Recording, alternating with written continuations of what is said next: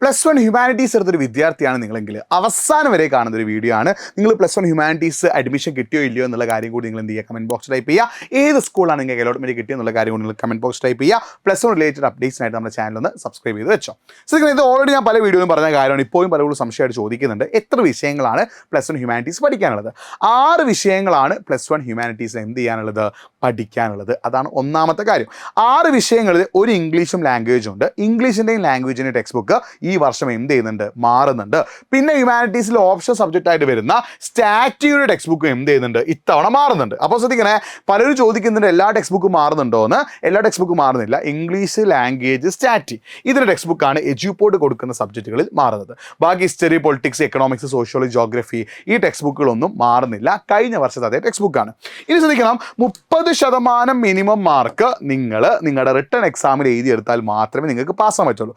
SSLC വരെ എങ്ങനെയായിരുന്നു, CE mark കൂടി കൂട്ടിയിട്ട് നിങ്ങൾക്ക് പാസ്സാൻ പറ്റുമായിരുന്നെങ്കിൽ +1 30% മിനിമം മാർക്ക് കൂടി നിങ്ങൾ എഴുതിയെടുത്താൽ മാത്രമേ നിങ്ങൾക്ക് പാസ്സാവാൻ സാധിക്കൂ എന്നുള്ളൊരു കാര്യം കൂടി നിങ്ങൾ എന്ത് ചെയ്യുക, മനസ്സിലാക്കി വെക്കുക. ഇത് ശ്രദ്ധിക്കണേ, സ്റ്റാറ്റി അടക്കമുള്ള ഓപ്ഷൻ സബ്ജക്റ്റ് ടെക്സ്റ്റ് ബുക്ക് മാറുന്നുണ്ട്.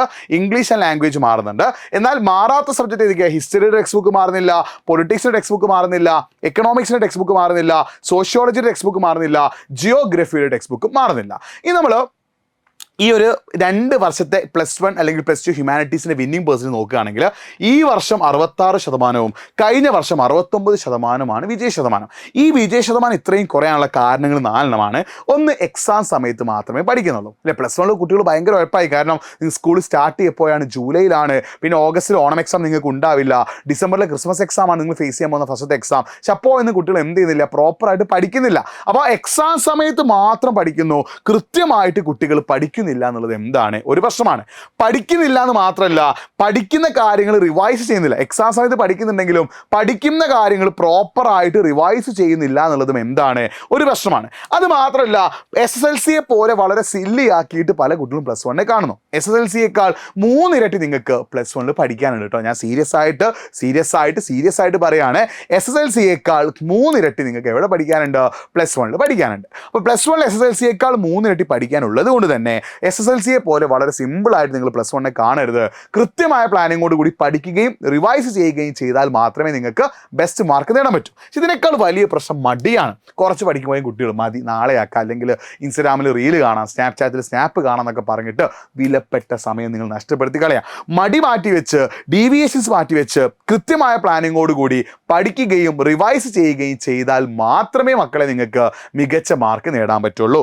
അങ്ങനെ മികച്ച മാർക്ക് നിങ്ങൾക്ക് നേടാൻ ആഗ്രഹം ഉണ്ടെങ്കിൽ നിങ്ങളുടെ കോണ്ടന്റ് നിങ്ങൾ സെറ്റാക്കണം. അതുകൊണ്ട് പ്രോപ്പറായിട്ട് പഠിക്കുകയും വേണം, പ്രോപ്പറായിട്ട് റിവൈസും ചെയ്യണം. ഇതൊക്കെ ചെയ്യാൻ നിങ്ങൾക്ക് ആഗ്രഹം ഉണ്ടെങ്കിൽ, നിങ്ങൾ പഠിക്കാൻ റെഡി ആണെങ്കിൽ നിങ്ങൾക്ക് എജ്യൂപോർട്ടിൻ്റെ സൂപ്പർ ബാച്ചിൽ ജോയിൻ ചെയ്ത് പഠിക്കാൻ പറ്റും. അപ്പോൾ നിങ്ങൾ ചോദിക്കും, സാറേ സൂപ്പർ ബാച്ചിൽ ജോയിൻ ചെയ്ത് നിർബന്ധമുണ്ടോ?